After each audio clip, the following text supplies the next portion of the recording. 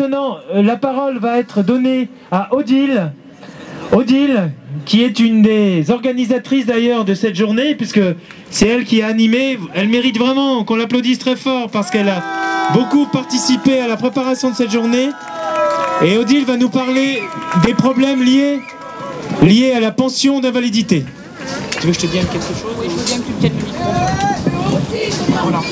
Alors, on va essayer de lire, hein, avec la pluie et tout le reste. Alors, je vais vous parler des pensions d'invalidité. Voilà. Est-ce que c'est bien ça? Oui. Alors, pour ceux qui ont eu la chance ou la malchance, hein, on peut le voir sous différents plans, d'être en activité professionnelle lors de l'apparition de la maladie ou du handicap, ce n'est pas l'AAH, mais la pension d'invalidité qui leur est destinée. On parle de revenu de remplacement. La pension d'invalidité est censée compenser une perte de salaire lorsque le handicap ou la maladie nous contraint à interrompre ou réduire notre activité professionnelle.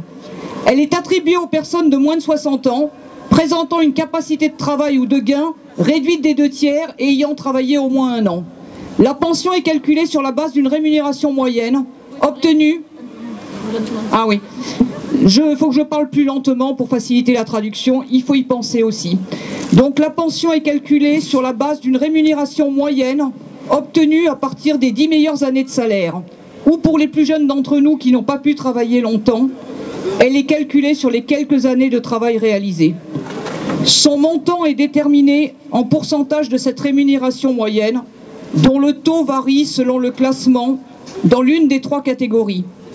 De 30% donc de la rémunération moyenne pour la première catégorie, c'est-à-dire pour ceux qui peuvent encore travailler un petit peu, à 50% pour ceux qui ne peuvent plus du tout travailler. Et en 3e catégorie, la pension est complétée par une allocation pour ceux qui nécessitent l'aide d'une tierce personne pour tous les actes de la vie quotidienne.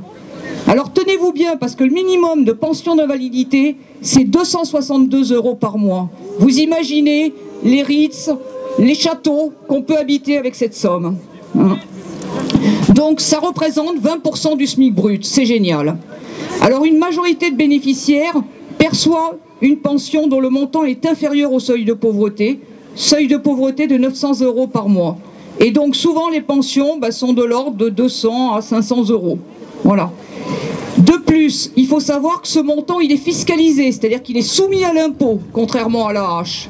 Et ce montant, lui, il n'a pas été du tout revalorisé comme l'AAH. Ce qui fait dire que les personnes qui ont travaillé sont encore moins bien traitées que celles qui n'ont jamais travaillé. Donc vous voyez la valeur travail de notre président, comme elle est représentée, comme elle est défendue avec les pensions d'invalidité minables et de merde qu'on a. Donc pour compléter une pension d'invalidité, il existe l'ASI, l'allocation de solidarité invalidité.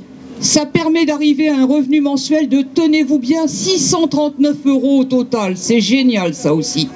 Et l'ASI en plus elle est remboursable sur succession et accordée en tenant compte des ressources du conjoint et pas des enfants à charge. Et donc pour finir, cette pension d'invalidité, elle peut être cumulée avec l'allocation adulte handicapé, mais à condition au total de ne pas dépasser 681 € par mois. Donc toujours 25% sous le seuil de pauvreté. Et après 60 ans, la pension elle est supprimée et transformée en pension de vieillesse. Alors la pension d'invalidité, royalement, ça ouvre droit au remboursement des soins à 100%. Enfin, sauf pour les médicaments à vignette bleue, qui sont à 35%. Et puis pour ce prix-là, on n'a pas d'accès à la CMU, mais par contre, on a droit aux franchises, aux participations forfaitaires, aux forfaits hospitaliers et à tous les médicaments déremboursés.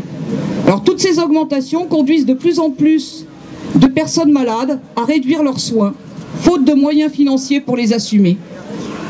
Alors que répondre aux médecins qui vous conseillent d'avoir une alimentation équilibrée? Aujourd'hui c'est un luxe et on assure le minimum. Le gouvernement ignore complètement la situation des personnes en invalidité et malgré les demandes de Ni pauvres ni soumis, elle les a exclus de toute revalorisation équivalente à celle de l'AAH. Comme si toutes les personnes en situation de handicap ou de maladie invalidante qui ont travaillé, parce qu'elles ont travaillé, c'est comme si elles n'existaient pas. Alors que les personnes en invalidité, ça représente 1 million, tout régime confondu, dont 500 000 personnes pour le régime général. Donc c'est pour ça que, pour finir, Ni pauvres ni soumis réclament d'urgence au président de la République et au gouvernement La création du revenu d'existence, un revenu au moins égal au montant du SMIC et indépendant des ressources du conjoint. Petit 2, l'augmentation du seuil d'accès à la CMU complémentaire pour que les oubliés de la CMU puissent avoir une couverture complète de leurs dépenses de santé, notamment les bénéficiaires de l'allocation adulte handicapé, de l'allocation supplémentaire d'invalidité ou de l'allocation supplémentaire personnes âgées. Troisième point demandé, la suppression des mesures de régression sociale, la suppression de toute charge liée aux soins des personnes les plus fragilisées, c'est-à-dire la suppression des franchises médicales, de l'augmentation du forfait hospitalier, des participations forfaitaires, et aussi la suppression de la fiscalisation des indemnités journalières perçues par les victimes du travail, qui sont 720 000, ça représente 720 000 personnes par an.